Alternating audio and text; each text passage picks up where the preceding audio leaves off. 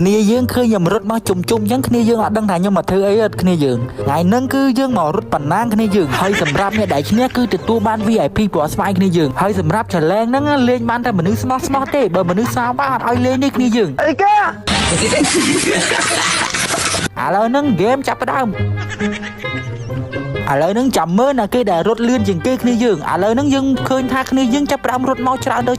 គ្នាយើងនិយាយរួមទៅហ្គេមហ្នឹងចាំមើលប្រូណាដែលទទួលបាន VIP ពណ៌ស្វាយពីខ្ញុំគ្នាយើងហើយក៏ឥឡូវហ្នឹងយើងចាប់ផ្ដើមមើលអញ្ចឹងណាខ្ញុំជាគណៈកម្មការក្នុង challenge ហ្នឹងគ្នាយើងឥឡូវហ្នឹងគឺយើងមើលចង់ដឹងថាគេរត់លឿនជាងគេហើយខ្ញុំក៏លេចឃើញម្នាក់ស្រីនេះគ្នាយើងម្នាក់ស្រីនេះមានអារម្មណ៍ថារត់លឿនមែនទែនចាំមើលគ្នាយើងនេះម្នាក់នេះគឺមានអារម្មណ៍ថាគាត់រត់លឿនមែនទែនគ្នាយើងនេះខ្ញុំគិតថាអូចុងក្រោយនឹងថាម្នាក់ហ្នឹងឯងជាអ្នកឈ្នះគ្នាយើងនេះម្នាក់ស្រីហ្នឹងគឺគាត់លេងឆ្លាតមែនទែនលក្ខណៈថាគាត់លេងរត់វៀងគ្នាយើងលក្ខណៈវៀងពីគេលក្ខណៈអត់រត់ចូលគេទេ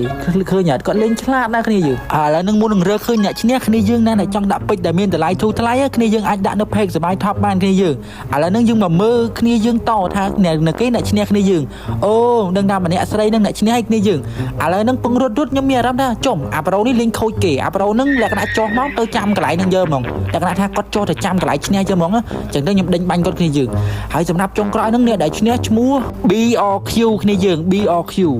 Oh my god